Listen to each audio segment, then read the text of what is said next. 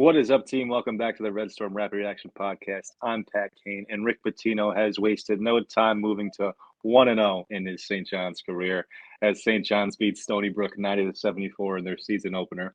I'm joined once again by my good friend Cole here, and we're going to discuss this, wire to wire, somewhat easy. I'm not sure if you call it dominating, but they were in total control.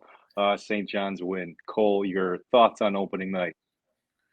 Pat, let this sink in. Tell me your first reaction. We just watched Rick Pitino coach a game for the St. John's Red Storm. Like, I if I'm dreaming, don't pinch me and wake me up. Like, if I've died and gone to heaven, like, this is what it will be when I die. Like, I couldn't be like happier. One down, I think probably 38 more games to go for the undefeated national championship season. If there ever were to be a natural disaster that came out of nowhere and just like took off New York State and just like wiped it off the rest of the U.S. just before tip off of the St. John's game, I wouldn't have been surprised. It all seemed like it was just, inevitable that we'd never get here, but we got here, Cole. We got here.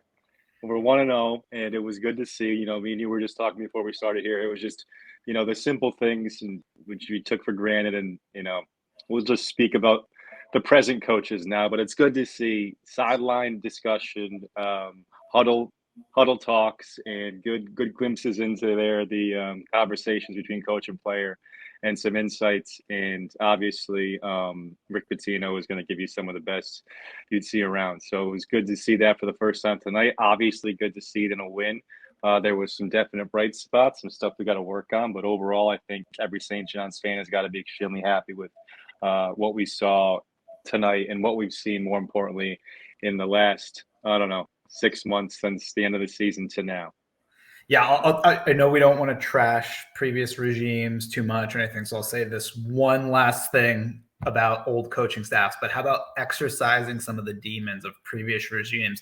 11 for 12 from the free throw line, and actually a St. John's team defending the three-point shot where they went 4 for 16 from three. I don't think I've ever seen a St. John's team defend the three like that. And to hear sort of the peek into the sideline coaching and hear Rick Pitino telling his kids, like, hey, keep focusing on defending the threes. They were taking and making like contested mid-range jump shots, and he was fine with that. He's like, as long as we're not giving up like open three-point shots. I was like, I don't think that's ever happened at a St. John's game that I've watched from my entire lifetime. So, it's amazing. People are going to make threes no matter what you do from time to time, but if you stress it as much as possible, it's obvious Coach Pitino is going to be stressing that as much as anything else. So, yes, it's awesome to hear. Awesome to hear him coaching to the very last minute. Obviously, he's not going to take anything for granted. But yeah, it was, you never felt. I had to remind myself not to get worried about runs being made, or not that Coach Pitino can't slip up and have a couple mishaps here and then. But this is a new St. John's regime. It's a new program overall. You got to wipe away the dust from the last few staffs and just understand you're in the best hands possible. And will there be times where it doesn't work as well as you might hope? Sure, but it's not going to be because the guy who's in charge doesn't know what he's doing. So that's just, you're easy to go to sleep at night knowing those. That's the case for St. John's coach now. Let me pull up just some statistics here. Get this party rolling. A high scoring night here for St. John's. Let me bring Cole back in the fold. Perfect. 90 points, 4 guys in double figures. Soriano led St. John's. I'm not sure if he would have been the betting favorite coming into the game, but he definitely would have been, on the list of possibilities. Did anybody in particular stand out to you, Cole? Dude, how about like Ledlam? I know you highlighted there the 14 boards. I think 9 of them were offensive rebounds. For me, like, this was kind of the first real opportunity to really watch the team completely together. Obviously, first time for everybody in actual games that matter, but having not seen either of the exhibition games, to see the type of like nose for the ball that he has specifically on the offensive glass and the way he attacks that is insane to see. And like, he's super, super aggressive on the offensive glass. I thought, adding on to your stats, like looking at some of the advanced analytics, like the plus minus numbers, like Ledlam was plus 28, Soriano was plus 25. Jenkins was plus 16. I think we all know that they were probably the three best players on the team on the court today. But then Glenn Taylor was plus 23 and Dingle was plus 17. I thought Glenn Taylor looked amazing on both ends of the ball, looked great defensively. I think he'll fast become, knowing how you like your players who sort of can do it all and stats sheet stuffers, I think he'll quickly become one of the favorites of the Red Storm Rapid Reaction podcast. So we might have to speak to Mr. Taylor Jr. about some potential sponsorship deals or something, because he looked tremendous out there. So, I don't know. The Dingle looked amazing attacking the ball. Looked great with the ball in his hands going to the rim. He finishes extremely well. He had 3 or 4 really good finishes today in traffic through contact. Mm-hmm. I think Danis is going to have the ball in his hands all the time, but aside from him and, perhaps Lewis when he comes back, I think Danis or Dingle is the best equipped guy getting in the paint and making things happen off the dribble. Danis, as good as he played tonight, and you didn't even get to mention him, but his stat line is really impressive. 17 points, 7 rebounds, 8 assists, 3 for 6 from 3, and 7 for 13 overall. So overall, those numbers are fantastic. If you could bottle it up, you'd be able to sell it for thousands of dollars. That is premium stuff. But I do have a little bit of a worry about his handle, being a full-time guard and not having a true proven backup that we know of yet. The handle looked a little bit loose. Obviously, 17, 7, and 8 is fantastic, and I'm just, trying to pick at some issues here to have a discussion. But I think if there's one thing that concerned me, it was turnovers overall, and him being the floor general was, the main culprit tonight. Not necessarily a huge negative going forward, but something to look at perhaps. Yeah, I think for sure, 6 turnovers from him, he's got to clean that up. And I think that'll be the point of emphasis for Rick. He's not going to stand for that. Danis is his guy, and he's not going to stand for him having 6 turnovers. So he'll be hounding him in practice for sure. But what I wrote down in my notes, I know we all heard some of the quotes from Pitino coming out of recent practices, and I know they had some NBA scouts in the gym, and he said that out of the NBA scouts he's talked to, the people are most interested right now in Danis. And I wrote down in my notes, Danis Jenkins, NBA player, ? Because when the way he played and the way he was able to take over at this level, and it's hard to obviously judge against a team like Stony Brook. We'll see as we get into more quality competition coming up really fast. And then obviously once we get into the Big East, but if he could, like you said, if he can bottle up the way he played today, as outlandish of a statement I thought when I first heard Rick say that scouts were asking about Danis Jenkins, the way he played today, if he continues playing like that for the rest of the season, I don't think that's as outlandish as a statement as originally I thought. But. Yeah, the physical attributes, they're all there. He's 6'3", 6'4", and plenty athletic. He's long. Like I said, the handle's a little bit loose, but he can score, he can pass.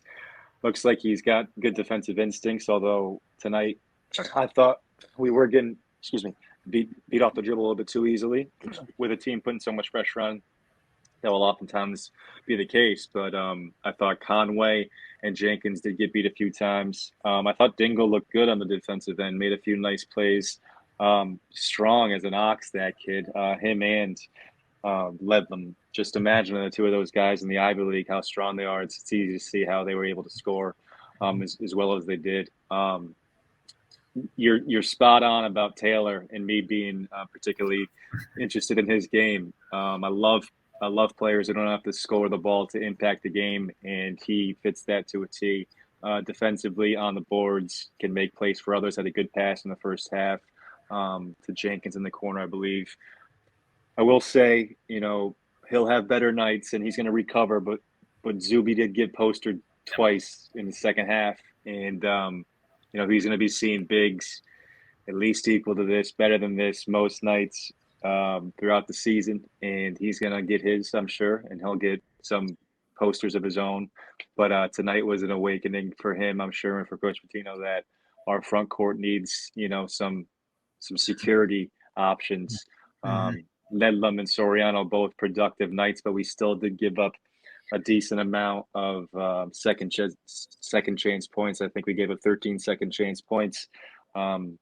So we're going to see some big bodies in the Big East. And Soriano, even if he's playing great, he's going to need a breather here and there. And Ledlam, same thing. He's only 6'6". I don't think that's a huge issue, especially when you're playing alongside a guy like Soriano. I'm not one that's going to be worried about a 6'6" bruiser at the power forward spot, but if it's only two of those guys who are capable of giving you minutes, then it is worthy of a concern. Yep. And I know you said like turnovers would have been your one main thing that you would have pointed to as far as like if you were critiquing things from today. My thing would probably be like you had just mentioned, sort of how many offensive rebounds we had given up. And then specifically like the depth really at Zuby definitely struggled for sure. I think that's probably going to be uncharacteristic of what we see for him for the rest of the season, but like definitely the depth behind Ledlum at power forward, that kind of concerned me. Seeing Drissa, we all love him. Seems like a wonderful kid, but I just don't think we can expect him to really have like any meaningful minutes, especially like in the Big East or against more quality opponents.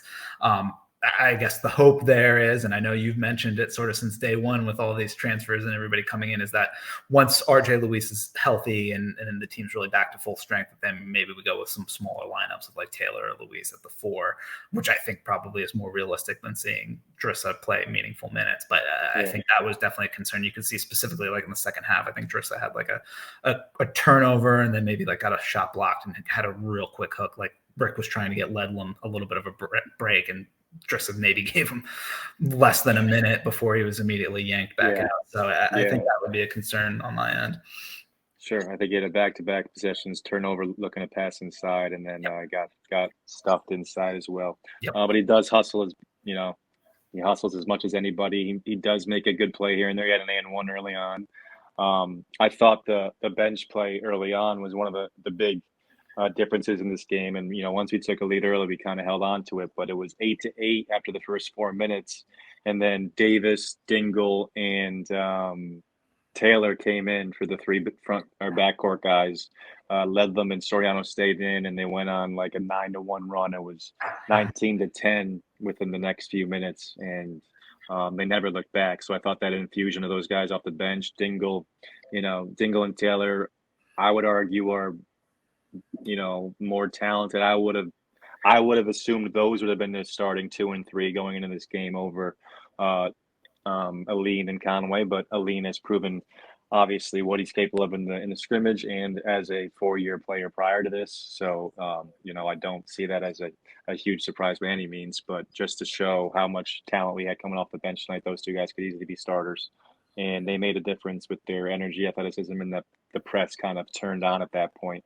And from then on, it was just a little bit of cruise control, but nevertheless, it was never boring to watch Pitino coach St. John's tonight. So for sure not. We'll take that every night. Yeah.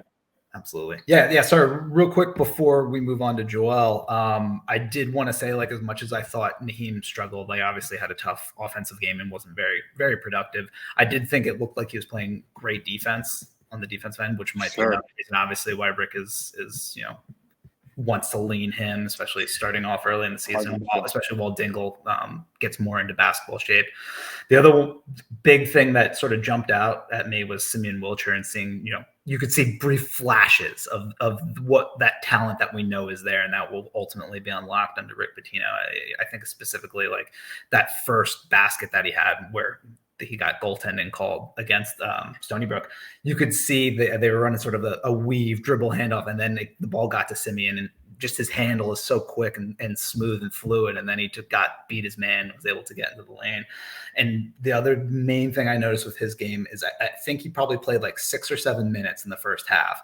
And watching him on defense the entire time, every screen that Stony Brook set on him, he went over the top of every single screen. He didn't lazily duck behind a screen and maybe give up a shot or anything like that. He was fighting through every pick, which, again, maybe in previous regimes, you saw a little bit more laziness and tendency of the guards on the defensive end. But obviously that's a point of emphasis with Rick. It's like, hey, you're going to fight through every pick. You're going to stay on your man as best you can. So, I mean, it's just good to see that much effort from a young kid so early in his development. So yeah, and it will be cool to be able to balance, the excitedness we have to win now, and to also be able to look at Simeon Wilcher as a guy who might not have to, have a huge impact as a freshman, but while still playing a big role, but have a huge role as we move forward. We can look forward to his development as he progresses with St. John's career, whether that's this season now or a big part next year and into the future. But he definitely has talent. You could see the signs tonight, like you said. You could see the signs previously. It will be interesting to watch it unfold and see how Coach Pitino can help him progress. Um, yeah, I thought Joel. You could have gone a few different ways here. I thought Joel numbers alone. I mean, that 9 for 12 is so efficient. 22 points, 11 rebounds. Again, we take for granted how much he just does throughout a game and how much pressure that puts on an opposing defense. Not to mention the 2 for 2 threes. I'm careful not to call that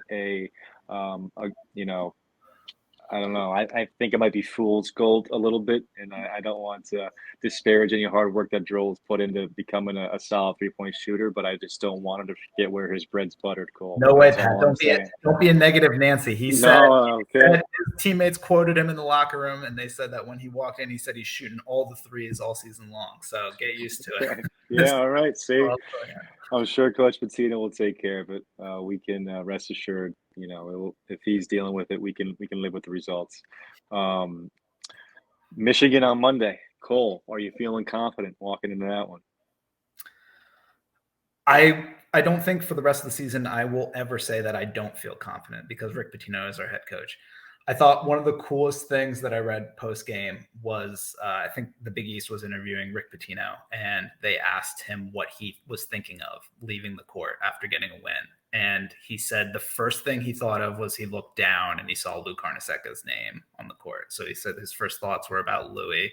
And then he said the next thought after thinking of Lou Carnesecca was he thought Michigan. So he's already planning. He said he already knew that Michigan had beaten their warm-up team that they played today. And he said he was going to watch as soon as he got home, he was planning to watch the film and they would start putting together their game plan tomorrow. So never not going to be confident with this man as our head coach. I love it. I can't top that answer, Cole. So I'm just going to leave that be. Thanks, guys, for tuning in. The subscriptions, the views, they're going up. Me and Cole actually got some news here to break. I mean, me and Cole will be in attendance, the two of us, on 11/25 when St. John's plays Holy Cross. So we're thinking boots on the ground. We might even pull out the camera and go live for a couple minutes. I don't know what might happen. Anyway, let us know you guys want to stop by, talk shop, maybe even get your questions live at the game. It'll be something the two of us haven't done before. Oh, I mean, Cole's been to plenty of games on campus himself, but me and myself, as long as there's not a protest for me entering that gym, with my record that I won't mention now, but I've brought up in the past, we'll see you there 11/25. Thanks for listening. Please keep liking, subscribing, comment, and all that jazz. Please follow Cole and myself on Twitter. For Eric Barkley, this has been Pat Kane. That's Cole Atshaw, Red Storm Rapid Reaction Podcast. Peace.